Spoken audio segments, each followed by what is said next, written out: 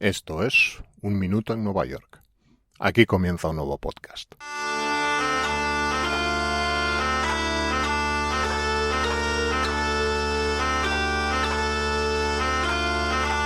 En septiembre de 1668, Samuel Megapolensis, el pastor de la iglesia holandesa en la recién creada Nueva York, escribía a un amigo acerca de cómo el Señor les había visitado con la disentería, la cual incluso ahora estaba aumentando en virulencia. Muchos habían muerto por eso y muchos estaban enfermos. Lo que Megapolensis estaba describiendo era probablemente el primer brote de fiebre amarilla de la ciudad y que la asolaría durante más de un siglo.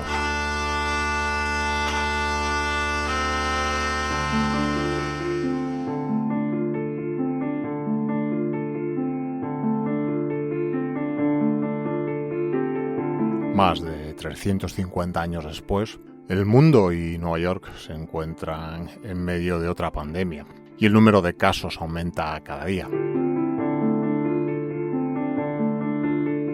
Es instructivo, incluso puede llegar a ser sedante en cierto modo, el recordar que hemos estado aquí antes, desde la fiebre amarilla y el cólera hasta la polio y la mal llamada gripe española. La forma misma de la ciudad ha sido dictada por su respuesta a las epidemias. Revisitar estos brotes del pasado no solo proporciona una idea de la capacidad de recuperación de esta ciudad,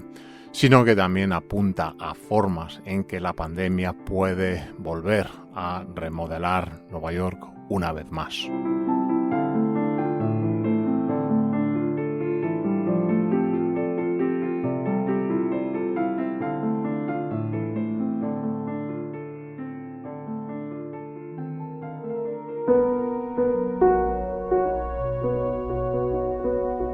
La fiebre amarilla fue tan devastadora en los principios de Nueva York porque, como este nuevo coronavirus, nadie tenía inmunidad natural desarrollada.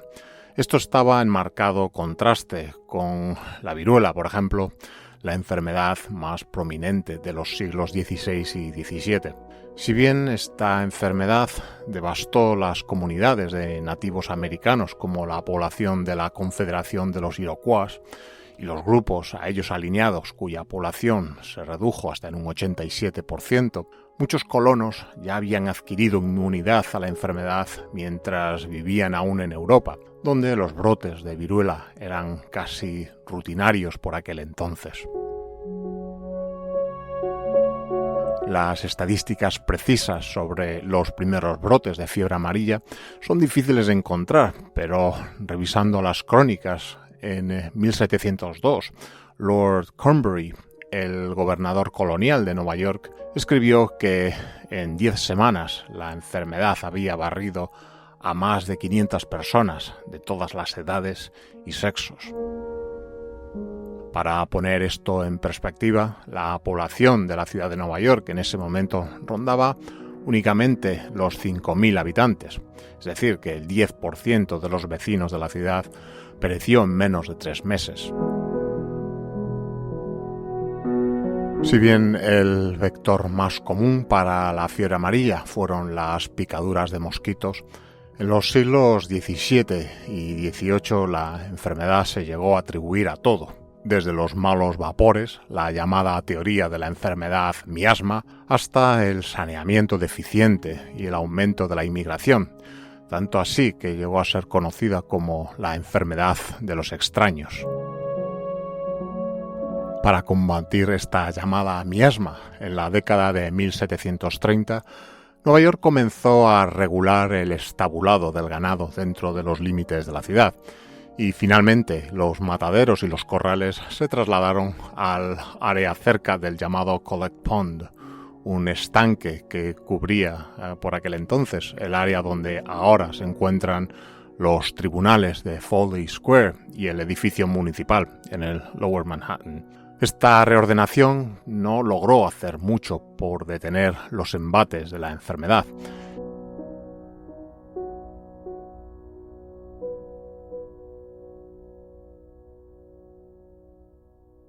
Impulsada por un nuevo brote en 1793, la ciudad de Nueva York creó su primer departamento de sanidad, que promulgó una serie de leyes de cuarentena cada vez más estrictas.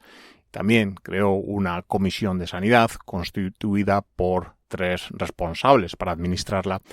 y además autorizó al Consejo Local para aprobar ordenanzas sanitarias y nombrar un inspector sanitario.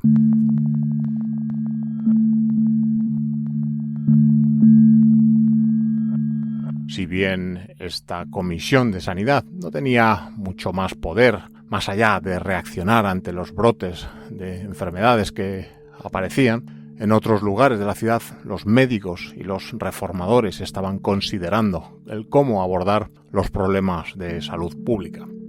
Entre las soluciones estudiadas estaba una ubicación permanente para el paso de las cuarentenas, que finalmente sería una granja fuera de los límites de la ciudad llamada Bellevue y que fue comprada en 1798 por el hospital del centro de la ciudad con dicho nombre. Y pronto, como el propio Hospital Bellevue, se convirtió en un lugar clave para aislar a las víctimas. En 1799, respondiendo a las llamadas para limpiar las innumerables fosas sépticas de la ciudad, Aaron Burr, más conocido por su brazo financiero, el Banco de Manhattan, precursor del actual JP Morgan Chase, fue el precursor en instalar una primitiva tubería de madera en el Bajo Manhattan y así por primera vez algunos privilegiados neoyorquinos pudieron disfrutar en sus viviendas de lo que por aquel entonces podía considerarse como agua potable. Pero la fuente de agua potable de Burr, ubicada cerca del estanque de recolección de aguas fecales, el Collect Pond, era en sí totalmente insalubre. En 1803, el Consejo de la ciudad votó por desecar y rellenar de tierras este estanque, que había acabado irremediablemente contaminado completamente por los desechos urbanos y de los numerosos mataderos cercanos. Para ello, la ciudad cavó un canal de desagüe que discurriría en dirección oeste hacia el río Hudson, y para ello pagó migajas a los neoyorquinos que por aquel entonces ofrecieron por hallarse sin trabajo para ayudar en la tarea. Este canal, una vez drenado el estanque, se rellenó durante la década de 1820 y ahora es lo que todos conocemos como Canal Street. Los terrenos recuperados donde se encontraba este estanque dieron origen al vecindario de Five Points, que pronto se convertiría en la ubicación de algunas de las viviendas ocupadas por inmigrantes más superpobladas de la ciudad, los llamados tenements. A su vez, y mientras se acometía esta empresa de drenaje, una comisión formada a tal efecto estaba ya trazando la cuadrícula de calles y avenidas rectilíneas de Manhattan, desde Houston Street hasta la actual calle 155, marcando una vía para que los, por aquel entonces, neoyorquinos más ricos escapasen de los primitivos e insalubres confines del Bajo Manhattan. Una crítica a este nuevo Commissioner's Plan para Manhattan fue su falta de espacios abiertos, pero los comisionados señalaron que, a diferencia de París o Londres, donde una gran cantidad de lugares amplios como los parques podrían ser necesarios, Nueva York, con sus grandes brazos de mar que la envuelven por el este y por el oeste, esto no era particularmente necesario en lo que respecta a la salud y el placer de sus habitantes. Esencialmente, después de haber presentado el plan, pensaron que este proveía de espacio libre más que suficiente para una población mayor de la que por entonces habitaba en cualquier lugar de los Estados Unidos. Los comisionados sostenían que la mayor parte de Manhattan, con o sin cuadrícula, en cualquier caso era espacio libre y abierto para el necesario esparcimiento de sus vecinos. Solo tendrían que pasar un par de generaciones para constatar que ese espacio libre inicialmente previsto había desaparecido por completo. En la década de 1830, unos años en la que la población de la ciudad creció de 200.000 a más de 310.000 habitantes, Nueva York se vio afectada por nuevos desastres. Así es que en junio de 1832, un brote de cólera mató a 5.000 personas en solo 2 meses, y particularmente en el creciente vecindario de Five Points. Como nadie sabía aún que la enfermedad se propaga principalmente a través del agua contaminada, la ciudad continuó ignorando sus galopantes problemas de escasez de agua realmente potable. Esta percepción cambió cuando, en diciembre de 1835, estalló un incendio en Hanover Square, destruyendo casi todo lo que quedaba de la primitiva ciudad colonial holandesa y británica. Aunque Nueva York tenía ya códigos de protección de incendios relativamente estrictos, este incendio, que, a diferencia del brote de cólera, golpeó los edificios de los más ricos, destacó la continua dependencia de la ciudad del agua de los pozos. Si bien la compañía de suministro de agua, la Burns Manhattan Company, todavía existía, nunca había llegado a tener suficiente cantidad de tuberías de suministro para llegar a ser realmente viable financieramente. Las casas que se estaban construyendo en áreas emergentes, más al norte como Greenwich Village, todavía tenían letrinas y cisternas de agua, a veces construidas unas adyacentes a otras, lo que hacía muy poco por frenar la propagación de las enfermedades en el agua de consumo humano.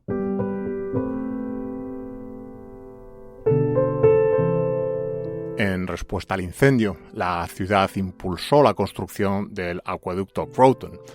una obra faraónica que se inauguró en octubre de 1842 y que a día de hoy sigue surtiendo a Nueva York de agua potable. Este sistema de transporte hidráulico fue construido siguiendo los principios romanos antiguos, con agua que descendía por gravedad desde la presa del río Groton, a 40 millas al norte de la ciudad, en el condado de Westchester. Nueva York, a partir de ese momento, no solo tendría la capacidad de combatir incendios de una manera más efectiva, gracias a un constante suministro de agua, sino que las nuevas construcciones que se llevaran a cabo en la ciudad también podrían incluir tuberías interiores de suministro de agua potable. Al igual que Greenwich Village había proporcionado un escape para algunos neoyorquinos de clase media que buscaban salir del Bajo Manhattan, la promesa de agua corriente en las viviendas empujó a otros futuros propietarios hacia el norte, a vecindarios recientemente acuñados como Gramercy Park o Chelsea, lo cual brindó a los residentes con mayores posibilidades la oportunidad de vivir en hogares más limpios y salubres. Pero para la creciente clase trabajadora de la ciudad, su mayoría inmigrantes de Alemania e Irlanda, las condiciones empeoraron. La construcción del primer tenement de la ciudad, probablemente en el número 65 de Mott Street, a mediados de la década de 1820, provocó una nueva ola de densidad en Five Points. Para cuando estallaron los disturbios debido a la campaña de reclutamiento de soldados de la Guerra Civil en julio de 1863, la ciudad albergaba ya a más de 800.000 personas, casi una cuarta parte de las cuales eran irlandesas, y la mayoría de ellas vivían en este barrio de Five Points. Una vez concluida la Guerra Civil, los reformadores encabezaron el movimiento para mejorar la salud y el bienestar de estos inmigrantes que seguían llegando en oleadas al país y a la ciudad. La primera de ellas fue la introducción de la Ley para la Regulación de Viviendas en las ciudades de Nueva York y Brooklyn, una precursora de los actuales Building Codes que regulaba las salidas de incendios, los primitivos medios de extinción y la evacuación de los edificios. En 1879, esta primitiva ley se revisó para introducir la obligatoriedad de inodoros en los edificios y proporcionar una ventana al exterior en cada habitación de las viviendas. Esto creó lo que se conoció como una tipología de edificios de vivienda en H, con patios interiores entre los distintos edificios para la ventilación de los espacios, lo cual tampoco evitaba que estos mismos patios fuesen a menudo demasiado estrechos para proporcionar realmente un flujo de aire adecuado y que en cambio se llenaban de olores nocivos, incluso acababan convertidos en receptáculos para la basura. Finalmente, el proporcionar la conexión de los edificios al nuevo alcantarillado de la ciudad fue un gran paso adelante en la batalla contra la enfermedad. Pero colocar tuberías de alcantarillado y obligar a abrir ventanas en las viviendas era solo una parte de la gran cruzada en pos de la salud pública. A partir de la década de 1850, el movimiento para crear Central Park y otros parques de la ciudad no solo consistió en corregir los errores de la cuadrícula del plan inicial, de la cuadrícula de los comisionados, sino en mejorar la salud, tanto física como moral, de los neoyorquinos. De hecho, para muchos en el siglo XIX, la mala salud a menudo estaba vinculada a la moral laxa, y no es de extrañar que el codiseñador de Central Park, Frederick Law Olmsted, considerara que el parque tenía una influencia armonizadora y refinada sobre las más desafortunadas y sin ley clases sociales de la ciudad. Si bien al menos la mayoría de las personas ya no vinculan la mala salud con la depravación moral, en el siglo XIX también tenía una implicación de oposición a la inmigración, no hay duda de que los patrocinadores del parque tenían razón en una cosa, que es que pasar tiempo en espacios verdes acaba siendo bueno para la salud.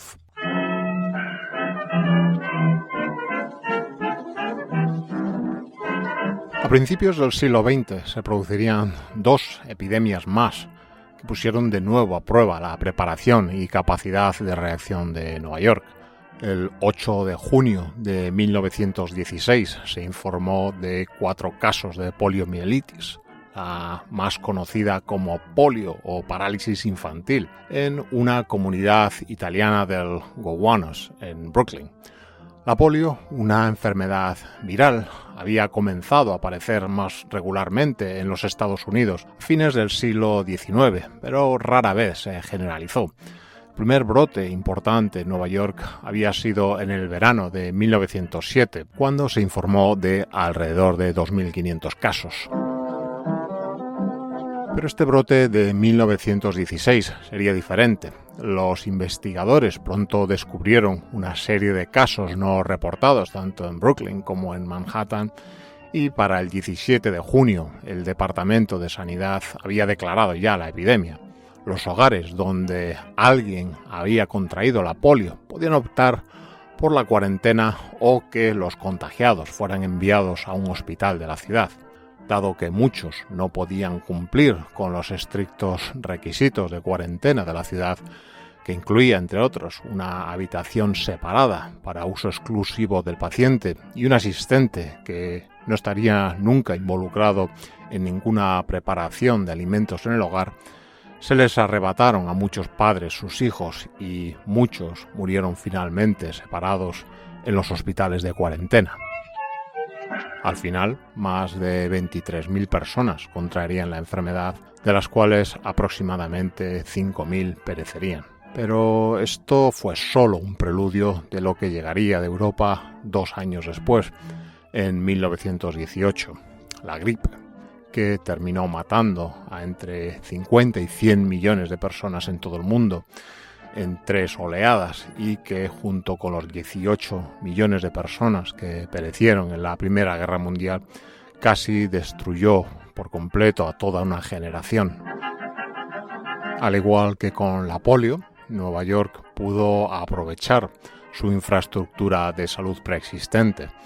El Departamento de Sanidad requisó almacenes de armamento y otros edificios públicos para crear clínicas de campo y además lanzó una campaña que instaba a las personas a evitar costumbres bastante generalizadas por aquel entonces, como la de escupir en público o toser cerca de otros. Cuando el brote había pasado, Nueva York consiguió uno de los mejores resultados de los Estados Unidos.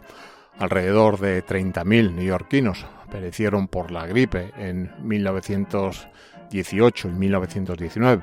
con una tasa de mortalidad de aproximadamente 3,9 personas por cada 1.000. En Filadelfia, donde la gripe probablemente desembarcó por primera vez en el país, casi 8 de cada 1.000 casos terminaron siendo fatales. Algunos atribuyeron el éxito de la ciudad a la práctica novedosa de escalonar los horarios comerciales y de entretenimiento para así aliviar la congestión del metro y así mantener a los neoyorquinos más alejados entre sí, similar al distanciamiento social actual que tratamos de aplicar en estos momentos.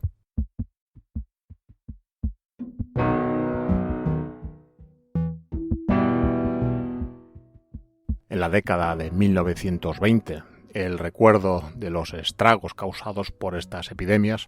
ayudó a dar forma a las nuevas políticas de vivienda de la ciudad y en especial la vivienda pública. El Lower East Side albergaba a más de un tercio de la población de Manhattan, con muchas personas viviendo todavía en viviendas abarrotadas y de deplorable calidad. Muchos reformadores argumentaban que mejorar las condiciones de las viviendas sería un primer paso necesario para prevenir otro brote de enfermedad. Fue así como surgieron nuevos edificios de apartamentos subsidiados, como los apartamentos Dunbar, financiados por el propio Rockefeller en Harlem, y las viviendas amalgamadas en el Bronx. El Dunbar, inspirado en los apartamentos con jardín, muy populares en lugares como Jackson Heights, presentaba entradas privadas a patios interiores de manzana o también llamados interior courts, en lugar de viviendas a las que se ingresaba directamente desde la calle, y también apartamentos bien diseñados con cocinas y baños modernos, junto con las llamadas amenities, como serían una guardería, sala de esparcimiento, área de juegos e incluso seguridad privada. Estos edificios, promovidos con fondos privados, fueron seguidos por los primeros edificios de la llamada NYCHA, la New York City Housing Authority, y sus primeras casas en East 3rd Street, que prometían en su lema sol, espacio y aire, y señalaban que estos eran los requisitos mínimos de vivienda a los que tiene derecho todo estadounidense.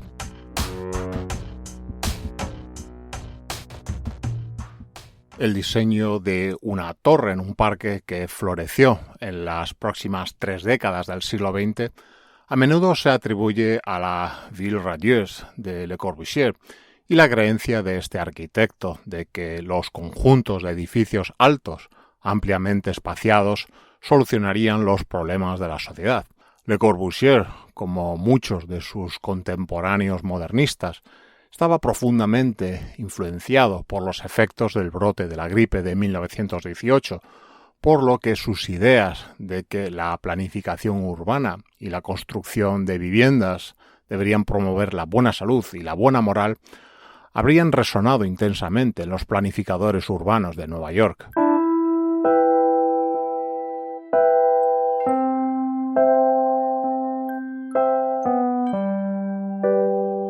Pero la ciudad sabía que la luz, el sol y el aire por sí solos no serían suficientes. En los edificios de vivienda pública de NYCHA, el alquiler debía pagarse semanalmente y, tomando prestado de la respuesta de salud pública durante las epidemias del pasado, se contrataron asistentes de vivienda, tanto para cobrar este alquiler como para hacer un control sanitario semanal. De esta manera, la ciudad consideró que podría estar un paso por delante de cualquier problema, incluidas las enfermedades graves, y esencialmente poner a los inquilinos en contacto con un trabajador social de manera regular. En la actualidad puede ser difícil, con gran parte de las viviendas públicas de Nueva York plagadas de roedores, moho, pintura con plomo y a veces ascensores rotos, ver estos edificios como una historia de éxito, de salud pública. Pero para aquellos que se mudaron a ellos desde las condiciones de viviendas hacinadas, los llamados projects fueron un cambio a mejor en sus condiciones de vida.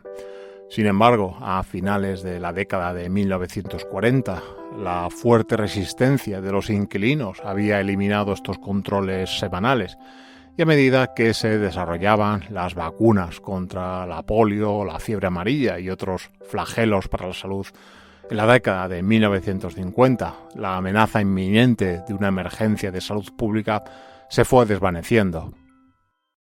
Décadas más tarde, cuando Nueva York entró en la gran crisis fiscal de la década de 1970, muchos bienes inmuebles residenciales sufrieron, pero ninguno más que el envejecimiento sufrido por las viviendas públicas, donde el deficiente mantenimiento permitió que los problemas crecieran, a veces de una manera exponencial. Hoy en día, 1 de cada 15 neoyorquinos depende de la vivienda pública. Mientras Nueva York se enfrenta a la pandemia de COVID-19, ¿cómo se atiende a los inquilinos más vulnerables de la ciudad de estos edificios? En una era de distanciamiento social, como en la que nos hallamos recluidos, la validez del énfasis de Le Corbusier en el espacio abierto es evidente. Pero si se les va a pedir a los neoyorquinos que se refugien dentro de sus viviendas para soportar lo peor de la pandemia, ¿está la ciudad a la altura? Durante casi 400 años, Nueva York ha podido responder a diversos brotes de enfermedades mediante la construcción de nuevos hospitales, la creación de estaciones de cuarentena y el establecimiento de zonas seguras. Pero la asistencia a sus residentes más desfavorecidos generalmente es reactiva y ocurre generalmente después del hecho. Desde los patios interiores de los edificios de vivienda hasta los espacios verdes en torno a las viviendas públicas, la arquitectura de Nueva York generalmente ha mirado por encima del hombro al último problema sufrido y rara vez se adelanta al siguiente.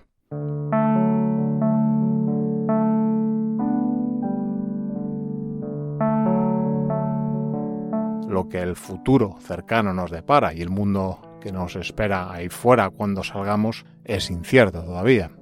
El mundo y para nosotros aquí la ciudad estará esperándonos para recordarnos que hemos de perseverar en los esfuerzos por la mejora del entorno vital de todas las personas y a no cejar en la observación y vigilancia de nuestros gobiernos para que actúen de manera imparcial y responsablemente con la información proporcionada por la ciencia para que la historia no vuelva a escribir una vez más uno de estos capítulos de tragedia e irreparables pérdidas de vidas humanas.